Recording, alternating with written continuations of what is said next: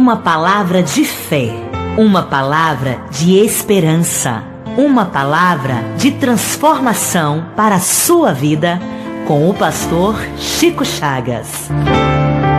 No livro de Tiago, irmão do Senhor Jesus Cristo, o apóstolo Tiago falou assim: a tua fé sem obra é morta. Nós não podemos ser aqueles crentes que vão para a igreja com a Bíblia debaixo do braço, com um cântico na sua boca para louvar e adorar a Deus, e após o culto voltamos para casa, encostamos a nossa Bíblia e levamos uma vida normal igual a qualquer outro carnal. Não. Nós temos que ser crentes diferenciados, porque nós somos exemplos de vida. A palavra de Deus diz que nós somos sal da terra e luz do mundo. E como sal da terra e luz do mundo, você tem que fazer uma diferença. Mas como assim? Você tem que ter um coração quebrantado, ser uma pessoa perdoadora e equilibrada. Você tem que ter o principal fruto do Espírito Santo, que é o domínio próprio. E tem que ter um amor no coração que, quando você olhar para um pecador, você vai contemplar nele a misericórdia de Deus sobre a vida dele. Todo crente tem que entender isso, queridos, porque Deus, ele é misericórdia. Algumas pessoas não costumam entender a graça e a misericórdia de Deus. E eu gosto sempre de explicar, porque a cada dia nós temos novos e novos ouvintes ouvindo a rádio. A graça do Senhor nosso Deus é o favor imerecido, mas Deus me dá. Isso é a graça. Eu não mereço estar aqui nessa rádio falando de Deus. Eu não mereço nem sequer abrir a boca e mencionar o nome do Senhor Jesus Cristo. Mas Ele me dá esse direito.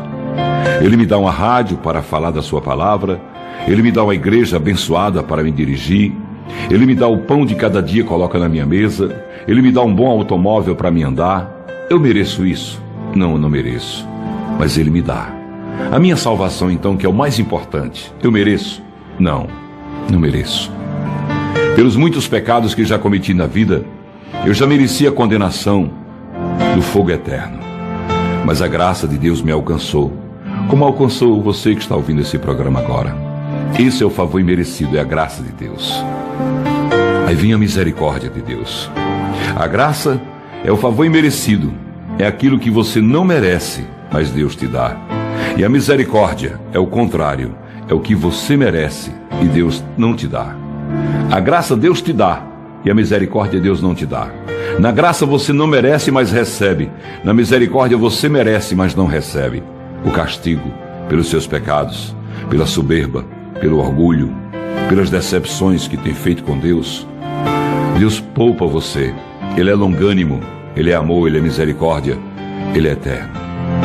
Deus é tão sábio, tão puro, tão fiel, que na sua palavra santa Ele não escondeu as mentiras de Abraão.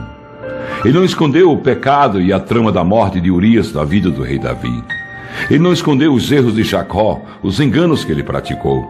Ele não escondeu a promiscuidade sexual de Sansão. Ele não escondeu nenhum erro, nem mesmo seu filho Jesus, quando estava no Getsêmani, quando ele quis fraquejar e disse: Pai, se possível afasta de mim esse cálice. Nem isso ele escondeu da palavra. Você sabe por quê? Porque Deus, ele é sincero. Porque Deus, ele é amor. Porque Deus, ele é puro. Deus, ele não passa a mão na cabeça de ninguém. Ele é um juiz justo. E por ser um juiz justo, ele mostrou na palavra santa os erros de tantos homens.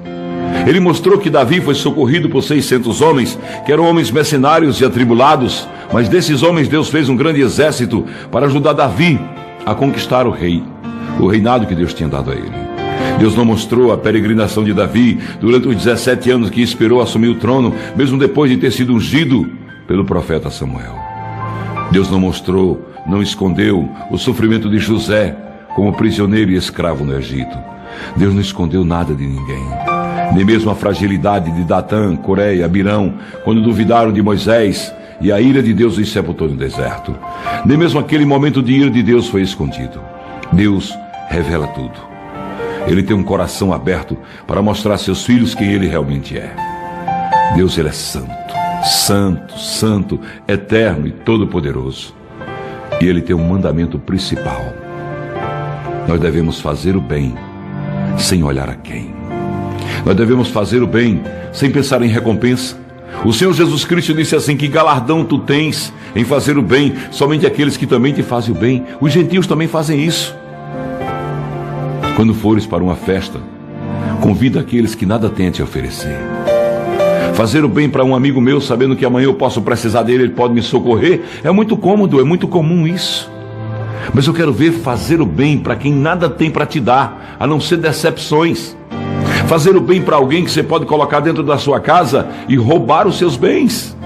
Fazer o bem para um drogado na rua, para um morador de rua, para alguém que nem mesmo a própria família quer mais, mandou para fora, sai da nossa vida, vai embora, e ele começou a morar na rua, ele não tem nada a não ser a roupa do seu corpo e suja.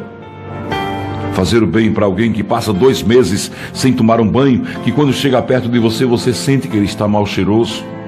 E você sabe que aquela pessoa não tem nada, absolutamente nada para te dar, porque a única coisa que ele tem é a sua vida, e essa vida está em pedaços.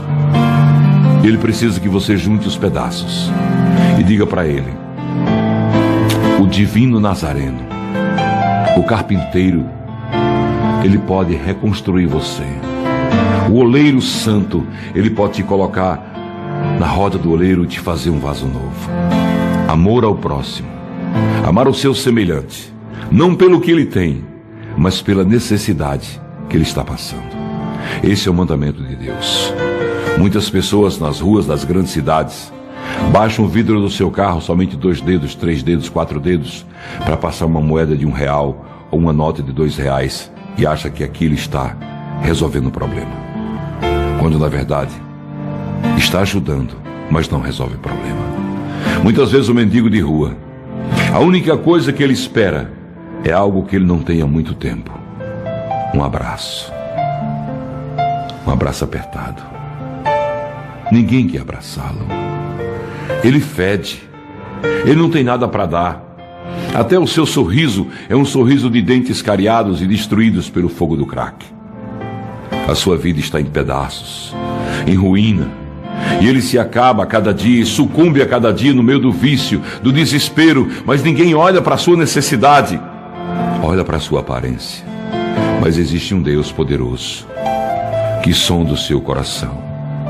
E nas altas madrugadas frias, quando ele debaixo das marquises, nos bancos de praça, se comprime de frio da madrugada, ele diz: Senhor, tem misericórdia de mim. Deus tem ouvido a oração dele. Está na hora da igreja se levantar, queridos, e dar a esses homens o abraço e a mão que eles precisam para sair do vício e da prisão que o inimigo os colocou. Porque se o Filho do Homem vos libertar, verdadeiramente sereis livres.